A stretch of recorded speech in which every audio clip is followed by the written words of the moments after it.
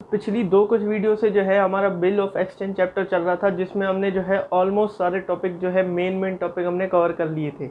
हमने जो है रिन्यूअल हो गया, डिसऑनर हो गया और नॉर्मल एंट्री जो बिल को रिकॉर्ड करने के लिए होती थी वो सारी हमने कवर कर दी थी। अब यहाँ हमारे जो है दो टॉपिक बचते हैं। एक जो है टॉपिक का नाम है इंसॉल्वेंसी ऑफ द एक्सेप्टर, दूसरा जो है रीबेट का टॉपिक है रिटायरमेंट ऑफ द बिल। ठीक है, ये दो जो है बहुत छोटे टॉपिक है, बहुत छोटी जो है ये वीडियो बनेगी। इस वीडियो में हम जो है ये दो टॉपिक जो है हम कवर करेंगे। ऑलमोस्ट हमारा जो है ऑलमोस्ट क्या बोले कि इस अगर वीडियो में आपने देख लिया तो आपका जो है बिल ऑफ एक्सचेंज चैप्टर अच्छे से कवर में हो जाएगा। पिछली दो वीडियो ऑलरेडी पोस्टेड है, जाके एक बार चेकआउट कर लीजिए उस वीडियो को। तो आइए इस जो है वीडियो में हम जो है दो बचे हुए टॉपिक जो बिल ऑफ एक्सचेंज चैप्टर के हों उसको ख़त्म करते हैं। तो हेलो दोस्तों, मैं नीरज सिंह स्वागत करता हूँ आपका मेरे यूट्यूब चैनल भारतीय पाठशाला में। आज हम पढ़ने जा रहे हैं चैप्टर 11 बिल ऑफ एक्सचेंज। जो हमारे बचे हुए टॉपिक तो उसको जो है हम कवर करने जा रहे हैं। अगर आपको इसी कंटेंट में इंटरेस्ट है, जो NIOS का हो गया, आगे आने में जो है मैं CBSE का भी लाऊंगा, तो इस एजुकेशन कंटेंट में अगर आपको इंटरेस्ट है तो प्लीज़ मेरे चैनल को ज़रूर से सब्सक्राइब कर दीजिएगा। अपने फ्रेंड्स को भी बोल दीजिएगा कि वो भी सब्सक्राइब कर दे। तो चलिए आइए बिना देरी किए इस वीडियो को शुरू करते हैं।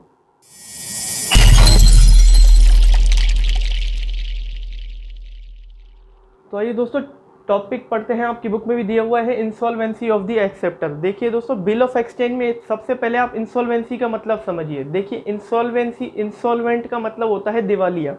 यानी कि अगर किसी को हम उधार पे या कुछ देते हैं तो सामने वाला अगर इंसॉल्वेंट हो जाता है तो इसका मतलब कि वो दिवालिया हो गया, उसके पास अभी जो है पैसे देने के लिए 1 रुपया भी नहीं है। हालांकि अपने खुद को घर चलाने के लिए उसके पास पैसा नहीं है, वो नहीं दे सकता वो लायबिलिटी।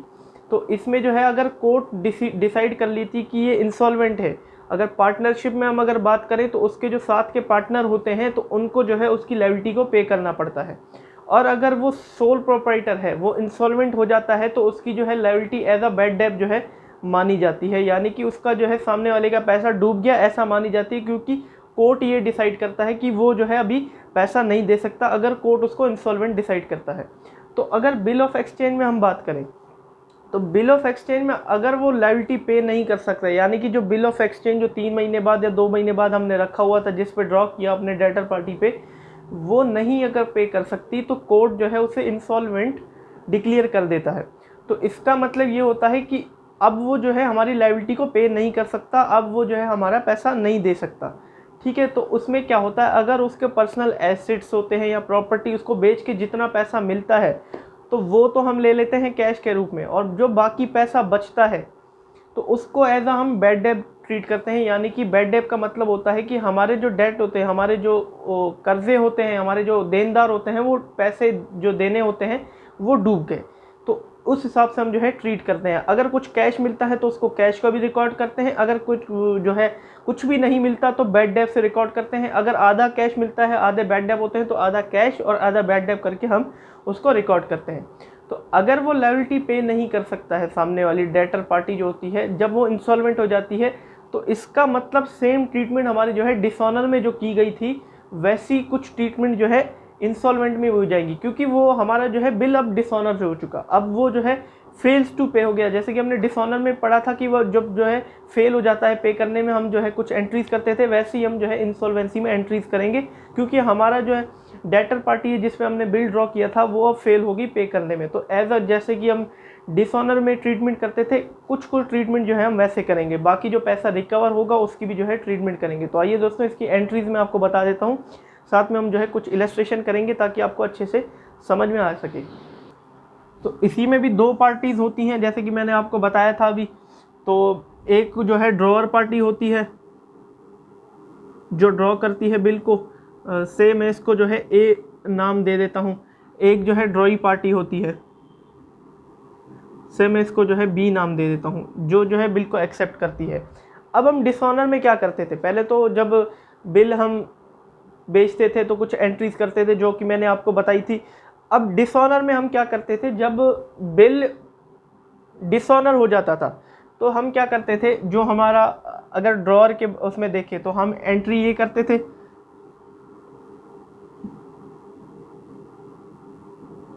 यानी कि ए अकाउंट डेबिट, ठीक है, और बिल रिसीवेबल को हम क्रेडिट कर देते थे, ठीक है। डिसऑनर करते वक्त, क्योंकि एक हिसाब से अगर इंसॉल्वेंट हो गया हमारा जो डेटर पार्टी है, इंसॉल्वेंट हो गई, तो एक हिसाब से बिल हमारा डिसऑनर हो चुका। तो सबसे पहली एंट्री जो है डिसऑनर में होती है कि बिल डिसऑनर हो गया। तो अगर ड्रॉअर के अकाउंट में हम देखें, ड्रॉअर की बुक्स में, तो ये एंट्री रिकॉर्ड की जाती थी डिसऑनर के टाइम पे।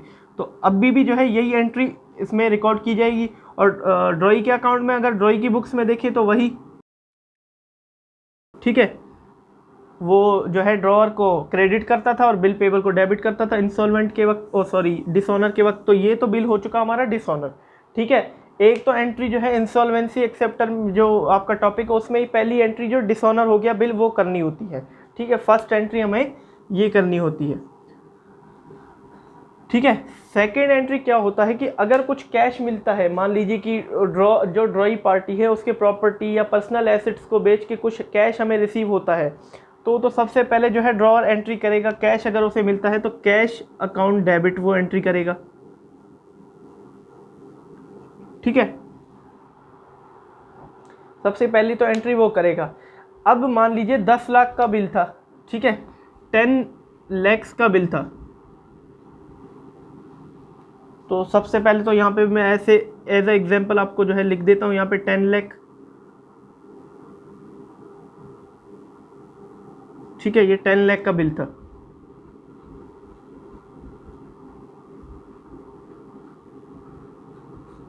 ठीक है, अब मान लीजिए कैश जो रिसीव हुआ हमें वो हुआ 60,000, ठीक है, 60,000 का कैश रिसीव हुआ और बिल कितने का था, 10 लाख का था। और जो बाकी के बचे हुए पैसे थे जो रिकवर नहीं हुए उसको मैंने आपको बोला बैड डेट ट्रीट करेंगे। तो बैड डेट यानी कि पैसा डूब गया, अकाउंट डेबिट, ये एक हिसाब का खर्चा है, तभी जो है ये एक्सपेंस है इसीलिए डेबिट हो रहा है क्योंकि हमारा एक्सपेंस बढ़ रहा है अभी, ठीक है। और जो बचा हुआ पैसा है यानी कि 9,40,000 बचा हुआ है वो तो फिर वो लिख देंगे 9,40,000, ये एज ए एग्जाम्पल मैं आपको बता रहा हूँ, ठीक है, 9,40,000। अब बिल किसके पास था, उसको जो है यानी कि जो गिवर है उसको हम करेंगे टू ड्रॉई यानी कि बी अकाउंट, और टोटल बिल था वो लिख देंगे 10 लाख। ये एंट्री जो है करी जाएगी इंसॉल्वेंसी के केस में, ठीक है। ये तो हो गया ड्रॉअर के बुक में। अब ड्रॉई के बुक में भी एंट्री की जाएगी, दूसरी एंट्री जो मैंने आपको बताई मेन, ठीक है, अब इसमें भी की जाएगी। अब इसमें क्या की जाएगी, इसमें जो है ड्रॉअर को क्रेडिट डेबिट करेगा पहले तो, ठीक है, ड्रॉअर को इसलिए डेबिट करेगा क्योंकि उसकी लायबिलिटी थी, अब उसे पे ही नहीं करनी, अब खत्म हो गई, तो इसीलिए ड्रॉअर को जो है उसने डेबिट कर दिया। लायबिलिटी जब घटती है तो उसे हम डेबिट करते हैं। बाकी उससे जो है थोड़ा कैश गया तो टू कैश कर देगा क्योंकि उसमें जो रिकवर हुआ था वो कैश गया, और बाकी जो बचा हुआ पैसा था यानी कि अब ड्रॉअर का जो है बिल 10 लाख का था तो लिख दिया 10 लाख, ठीक है। टू कैश जितना कितना दिया था 60,000 दिया था तो 60,000 कर दिया। अब जो बाकी बचा हुआ पैसा था 9,40,000 उसको जो है ये डेफिशिएंसी लिखेगा कि इतना जो है वो पे नहीं कर पाया, तो डेफिशिएंसी उसको लिख सकता है या प्रॉफिट एंड लॉस भी लिख सकता है। तो मैं डेफिशिएंसी लिखता हूँ, आप जो है प्रॉफिट एंड लॉस या डेफिशिएंसी दोनों लिख सकते हैं। तो टू डेफिशिएंसी, ठीक है, डेफिशिएंसी का उसको नाम दिया जाता है 9,40,000। ये आपकी जो है एंट्री की जाएगी इंसॉल्वेंसी के केस में। सबसे पहले जो है इंसॉल्वेंसी केस में बिल डिसऑनर हो चुका तो एज इट इज़ हम जो है डिसऑनर में हमने जो है एंट्री सीखी थी वो करेंगे। दूसरा जो है अगर कैश रिसीव होता है तो कैश अकाउंट डेबिट, और बाकी का जो बचा हुआ पैसा है वो बैड डेब अकाउंट, और टू ड्रॉई करके जो है बी का यानी कि नाम लिख देंगे टू बी अकाउंट, ठीक है। अब यहाँ ड्रॉई के जो है बुक में भी की जाएंगी। सबसे पहले ड्रॉअर अकाउंट डेबिट किया जाएगा। ड्रॉअर जो है हमारा ए था तो ए अकाउंट डेबिट भी हम लिख सकते हैं 10 लाख का बिल, और जितना कैश उससे गया और बाकी का जो बचा हुआ पैसा डेफिशिएंसी हो गया। अब मान लीजिए कि अगर कैश नहीं मिलता है या आपकी बुक में नहीं दिया हुआ है, अगर 10 लाख का 10 लाख 1 रुपया भी जो है कैश नहीं मिलता तो क्या एंट्री होती, तो ये एंट्री होती कि सारा का सारा पैसा जो है बैड डेब्ट्स हो जाता। Bad debts account debit to drawee हो जाता, ठीक है, टू ड्रॉई हो जाता और सारे के 10 लाख जो है वो डूब जाते। तो ये जो है एंट्री की जाती। और अगर उसमें ड्रॉई के बुक में देखें तो थर्ड एंट्री उसमें की जाती, ड्रॉअर को वो डेबिट करता, ठीक है, 10 लाख का था सारा, सारा का सारा अगर पैसा डूब गया तो सारा का सारा पैसा डेफिशिएंसी में जाता। टू डेफिशिएंसी लिखता हूँ। ये एंट्रीज जो है की जाती, आप नोट कर सकते हैं इसे, ताकि मैं मिटाऊँ आपको जो है एक इलस्ट्रेशन कराता हूँ, उससे आपको अच्छे से ये केस समझ में आ जाएगा।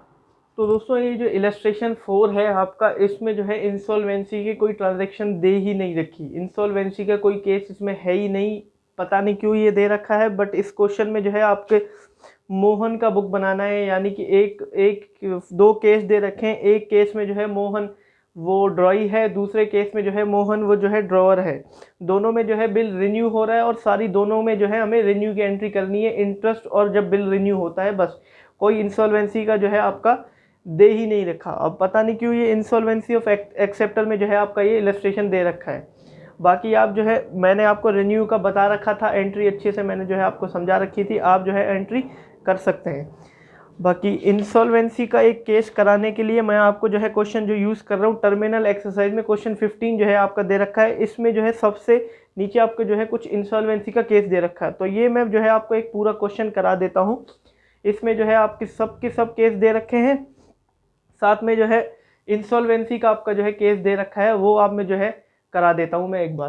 तो टर्मिनल एक्सरसाइज में जो है क्वेश्चन 15 पेज नंबर 228 यानी कि 228 में जो है क्वेश्चन 15 है आपका दिया हुआ है, उसको जो है मैं यूज़ कर रहा हूँ। आप देख सकते हैं स्क्रीन पे आपको दिख रहा होगा। तो क्वेश्चन में सबसे पहले जो है A sold goods of the value of 12,000 to B, यानी कि इसमें भी जो है दो पार्टीज़ हैं। मैं रफ एक बना देता हूँ, आपको जो है अच्छे से फॉर्मेट बनाना है दोनों की बुक्स का, जैसे कि मैंने आपको कल की वीडियो में यानी कि पिछली वीडियो में मैंने जो है आपको समझाया था कि कैसे फॉर्मेट बनाना है, ऐसे ही आपको जो है फॉर्मेट बनाना है।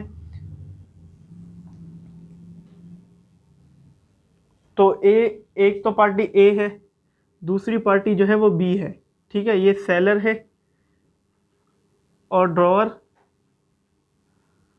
दूसरी जो है पार्टी वो परचेजर है, यानी कि ड्रॉई, ठीक है। सोल्ड करता है गुड्स बी को 12,000 का,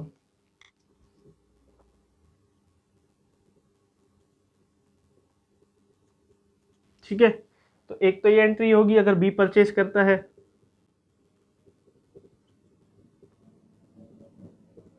तो ये एंट्री होगी। मैंने आपको बेसिक एंट्री है जो ये सिखा रखी है मैंने।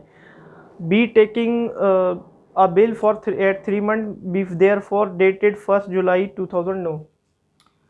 तो 1 जुलाई 2009 को जो है बिल यानी कि बी टेक करता है, यानी कि वो एक्सेप्ट करता है और किसको देता है, ए को देता है। तो ए तो अपनी एंट्री करेगा बी आर, यानी कि bill receivable debit to B. ये बेसिक सी एंट्री है, आपको आती है। बिल आ गया यानी कि बिल का प्रोसेस शुरू हुआ, और ये एंट्री करेगा A account debit to B P, यानी कि बिल पेबल। बेसिक एंट्री है ये, ठीक है। और क्वेश्चन में आगे बोला गया है कि on 4 August A discounted the bill 5% per annum with his banker, यानी कि ए ने डिस्काउंट करा लिया तो 4 अगस्त को। तो यहाँ डेट डालेंगे 4 अगस्त 2009। 5% पे जो है उसने बिल डिस्काउंट करा लिया, तो डिस्काउंट की एंट्री जो है आपको पता होगी 5% पे, और बिल आप देखो तो 12,000 का है, ठीक है। 5% पे किया तो इंटू 5/100। और यहाँ देखो अगस्त 4 को किया है, यानी कि जो कि 3 महीने का बिल था 1 जुलाई को शुरू हो रहा है, और अगस्त 4 पे किया है, यानी कि 1 महीना बीता तो 2 महीने बचे, तो इंटू 2/12 जहाँ आप करेंगे तो 100 जो है आपका आंसर आएगा। तो एंट्री होगी बैंक अकाउंट डेबिट। पहले तो बैंक से कैश मिला, कितना मिला 100 काट के, 12 में से 100 काटेंगे तो 11,900 मिला, और बाकी की जो 100 था वो डिस्काउंट हो गया, तो डिस्काउंट अकाउंट डेबिट 100, और उसके बदले बैंकर को क्या दिया था, बिल रिसीवेबल दिया था जो कि हमारा 12,000 का था, ठीक है। आगे देखते हैं। ये कोई एंट्री नहीं करेगा, मैंने आपको बता रखा था, ये मैच्योरिटी के टाइम जो है एंट्री करता है, सिर्फ ड्रॉई के अकाउंट बिल में बुक में होती है।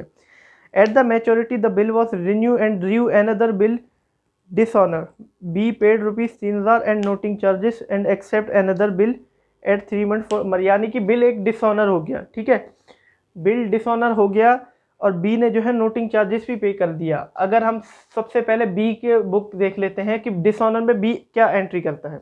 देखिए डिसऑनर में बी तो सबसे पहले जो है बिल पेबल को डेबिट करता है और अपने जो है ड्रॉअर को क्रेडिट करता है, ठीक है। तो सबसे पहले तो वो करेंगे बीपी अकाउंट डेबिट, ये मैंने आपको डिसऑनर के टाइम में एंट्री सिखा रखी थी, ठीक है। और 2 यानी कि उसका ड्रॉअर ए है तो ए अकाउंट, 12,000 का इसका बिल था, ठीक है। और साथ में नोटिंग चार्जेस भी पे कर रहा है तो नोटिंग चार्जेस भी लिखिएगा, नोटिंग चार्जेस अकाउंट डेबिट, ये एंट्री मैंने आपको पहले भी बता रखी थी 3000। और टोटल जो है वो एक और कितना पे करेगा 15,000 अब, क्योंकि अब जो है बिल डिसऑनर हो चुका। अब ने जो है जो हमारा ऑफिसर था उसने नोटिस भेजा, उसके जो चार्जेस है 3,000 रुपये, अब वो भी जो है बी से वसूलेगा ए। तो ए भी अब एंट्री करेगा अपनी, तो सबसे पहले बी आर अकाउंट डेबिट करेगा, ठीक है। और 2 क्या करेगा, नोटिंग चार्जेस उसको जो है कुछ एंट्री नहीं करना, सीधा अमाउंट जोड़ देना है, तो 2 बी कर देगा, बी अकाउंट, और सीधा 15,000 का अमाउंट जोड़ देगा।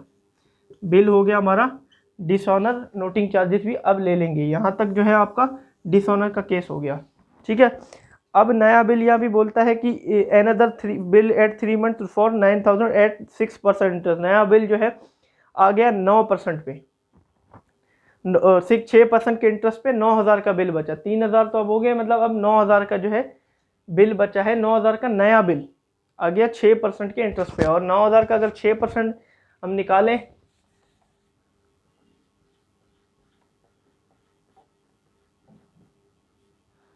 नब्बे इंटू 6 तो 540 रुपये निकलते हैं, ठीक है। तो सबसे पहले तो इंटरेस्ट की एंट्री होगी, ठीक है, B account debit to interest, ये रफ एंट्री में ऐसी कर रहा हूँ आपको, 540 नए बिल में। और यहाँ एंट्री होगी इंटरेस्ट अकाउंट डेबिट टू ए 540 और 540, ठीक है। और टोटल जो नया बिल रिन्यू होगा तो वही एंट्री होगी जो हमने बिल प्रोसेस में सबसे पहली एंट्री की थी। तो ये इसको बिल मिलता है तो B R account debit to B, total bill कितने का होगा 9,540 सॉरी। और यहाँ होगा A account debit to BP, यानी कि बिल पेबल, कितने का बिल था 9,540 का टोटल बिल आ गया, ठीक है। आगे पढ़ते हैं। अब यहाँ हुआ कि before maturity he had become insolvent, maturity के पहले ही ये इंसॉल्वेंट हो गया, ठीक है। और अल्टीमेटली पेड हिज क्रेडिटर्स 75 पैसे इन रुपी, अब 75 पैसे से हमें जो है कुछ कैश मिला। 75 पैसे का मतलब एक का 75, तो पूरे का जो है 75% हमें जो है मिल गया। अब आप देखिए बिल कितने का था 9,540 का था, उसका 75% कैश हमें मिल गया, ठीक है। इसको मैं एक बार जो है कैलकुलेटर में कर लेता हूँ, तो इसका जो आंसर आ रहा है वो आ रहा है 7155, ठीक है।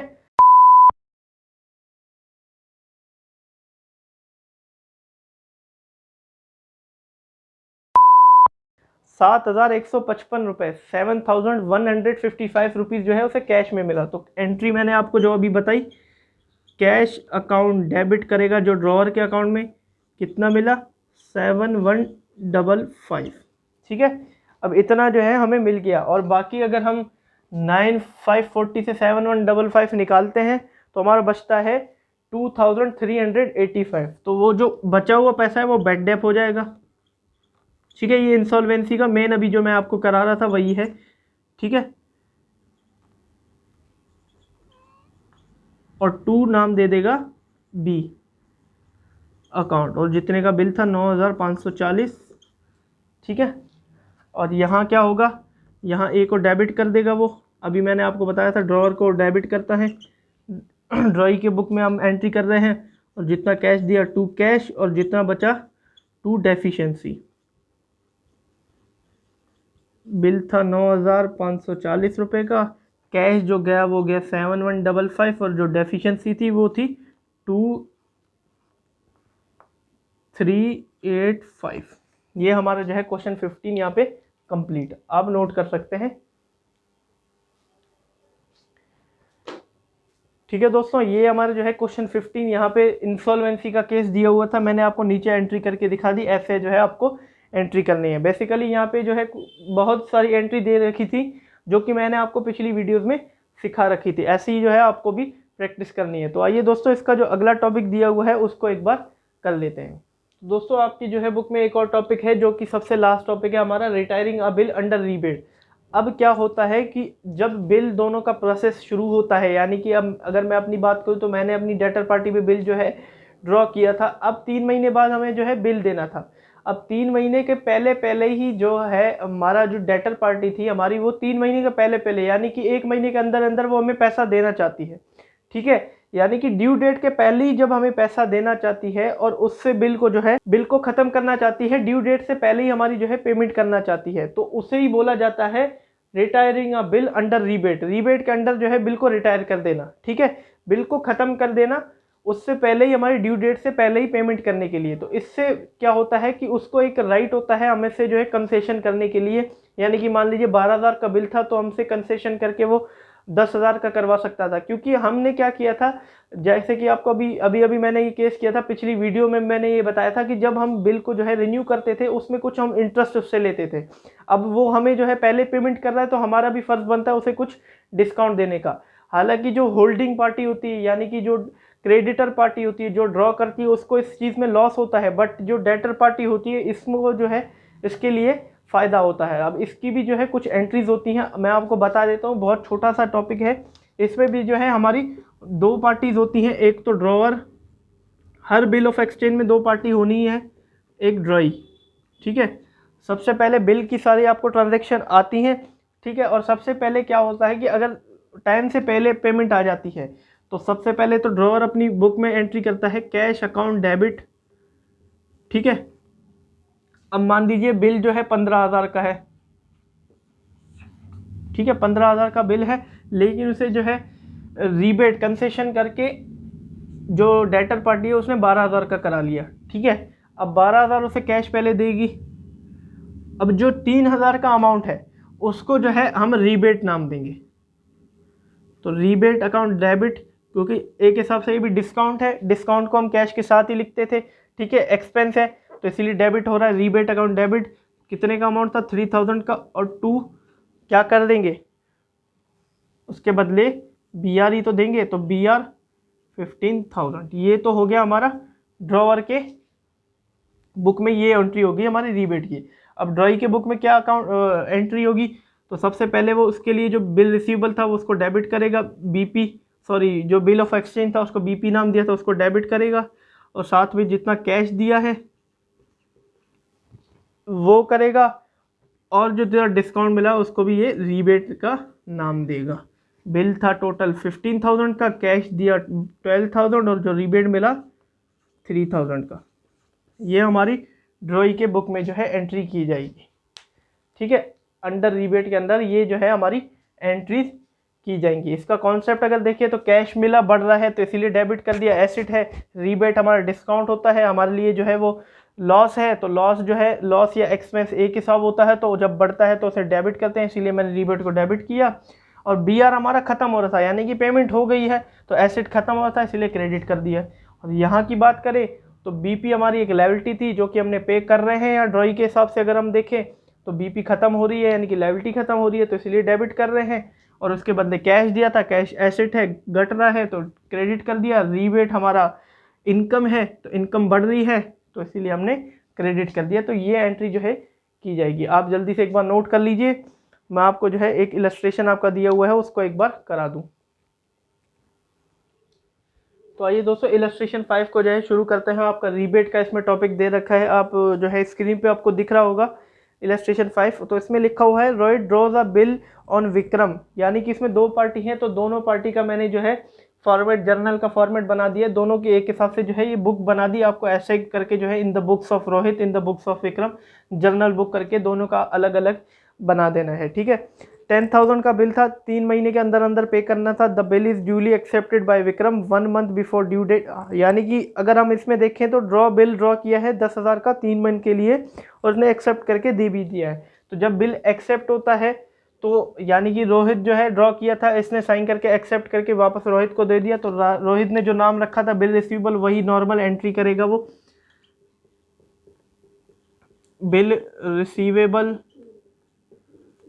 Account debit to Vikram account, ठीक है, पहली एंट्री।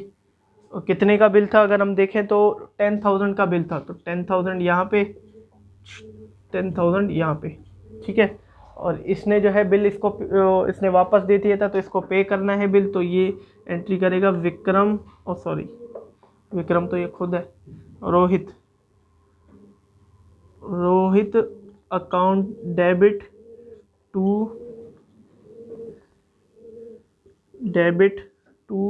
Bill payable. 12,000 का बिल था, 10,000 का बिल था, 10,000। तो ये बेसिक सी एंट्री है, आपको ये जो है समझ में आ जानी चाहिए। अब यहाँ होता है कि 1 month before due date Vikram meets the bill and gets rebate 12% per annum, make journal entry the book of Rohit and Vikram, ठीक है। अब क्या हुआ, बिल रीबेट के केस के अंदर 1 महीने पहले ही, हाँ 1 मंथ बिफोर ड्यू डेट के पहले 1 महीने पहले ही जो है ये विक्रम इसको पे करना चाहता था, और जो रीबेट का परसेंट था वो 12%, यानी कि 12% के डिस्काउंट पे, ठीक है, 12% पे वो रीबेट करना चाहता था। अब यहाँ पे आप समझिए बिल कितने का है हमारा, टोटल 10,000 का है, ठीक है, और डिस्काउंट का जो परसेंट है वो है 12%, तो 12/100 कर देंगे। और यहाँ पे देखिए कि बिफोर 1 मंथ ड्यू डेट, मतलब ड्यू डेट के 1 महीने पहले, यानी कि 2 महीने गुजर चुके, 3 महीने का बिल था, 1 महीने पहले वो पैसा दे रहा है ड्यू डेट के, तो 2 महीने गुजर चुके, तो बच्चा कितना, 1 महीना, तो 1/12 करेंगे अगर, तो इसका जो आपका अमाउंट आएगा 100 रुपीज़ जो है आपका अमाउंट आएगा, ठीक है। तो कैश इसको टोटल हमारे कितना मिला होगा, 9900 का जो है टोटल कैश मिला होगा, ठीक है। तो सेकंड एंट्री करेंगे हम, सबसे पहले जो है ड्रॉवर के बुक में, रोहित के बुक में करेंगे, तो कैश अकाउंट डेबिट करेंगे, कितना मिला है कैश, 9900 का कैश मिला है, और जो बचा अमाउंट था एक हिसाब से डिस्काउंट है, उसको रीबेट का नाम दिया, तो रीबेट अकाउंट डेबिट, ये मैंने आपको अभी अभी एंट्री बताई, 100 कर देंगे, और उसके बदले क्या दिया होगा उसने बी को, बिल दिया होगा, तो बिल रिसीवेबल कितने का था टोटल, 10,000 का, कंपाउंड एंट्री ये हमारी हो गई। और यहाँ अगर देखें हम ड्राई के अकाउंट में, तो उसने बिल पेबल को डेबिट किया होगा, क्योंकि इसकी लायबिलिटी अब ख़त्म हो रही है, वो कैश पे कर रहा है, डेबिट कर देगा, तो उसके बदले वो क्या दे रहा है, कैश दे रहा है कुछ। बिल था हमारा 10,000 का टोटल, जो कैश दिया था वो दिया 9900, ठीक है, और उसके बदले इसको कुछ डिस्काउंट मिला, जिसको इसने भी रीबेट नाम दिया, वो था 100 का, सॉरी ये क्रेडिट में लिखना था मुझे 9900 और 100 रुपीज़। तो ये हमारी टोटल जो है एंट्रीज हो जाती हैं रीबेट के केस में।